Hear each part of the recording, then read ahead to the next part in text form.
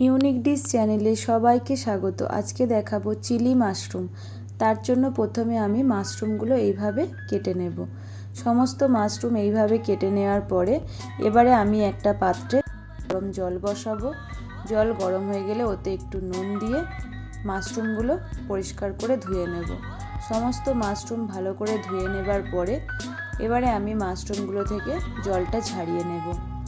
মাশরুমগুলো থেকে জলটা ঝাড়িয়ে নেবার পরে এবারে আমি একটা বাটিতে একটা ব্যাটার তৈরি করব। 1 চামচ ময়দা, 1 চামচ কর্নফ্লাওয়ার, অল্প নুন, 1 চামচ গোলমরিচ গুঁড়ো, 1 চামচ আদা বাটা, 1 চামচ রসুন বাটা, অল্প একটু জল দিয়ে ব্যাটারটা তৈরি করে নেব। ব্যাটারটা এইভাবে তৈরি করে নেবার পরে এবারে মাশরুমগুলো ব্যাটারের মধ্যে মিশিয়ে নেব। সমস্ত মাশরুম ভালো করে ব্যাটারের মধ্যে মিশিয়ে রাখার পরে আমি কিছুক্ষণ রেখে দেব।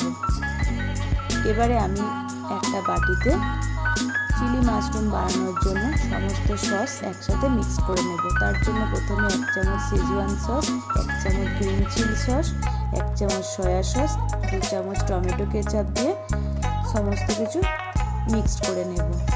এবারে কড়াইতে তেল দেব।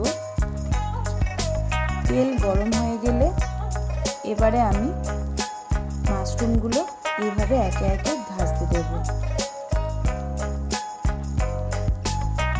মাশরুমগুলো আমি ভালো করে ভেজে নেব। ভাজা হয়ে গেলে সমস্ত মাশরুম এইভাবে তুলে নেব তেল থেকে। এবারে কড়াইতে তেল দিয়ে 1 চামচ কাঁচা লঙ্কা কুচি, 1 চামচ আদা কুচি, 1 চামচ রসুন কুচি দিয়ে অল্প একটু ভেজে নেব। এবারে দেব পেঁয়াজ ক্যাপসিকাম আমি হালকা একটু ভেজে নেব। এবারে দেব স্বাদ অনুযায়ী নুন দেওয়ার পরে অল্প একটু ভেজে নেবার পরে মিক্সড করে রাখা সসটা আমি দিয়ে দেব। এবারে আরও একটু মিশিয়ে নিয়ে সমস্ত কিছু দেব। অল্প গোলমরিচ গুঁড়ো, ভেজে রাখা মাশরুম, সমস্ত কিছু এইভাবে মিশিয়ে নেব। রেডি আমার আজকের রেসিপি।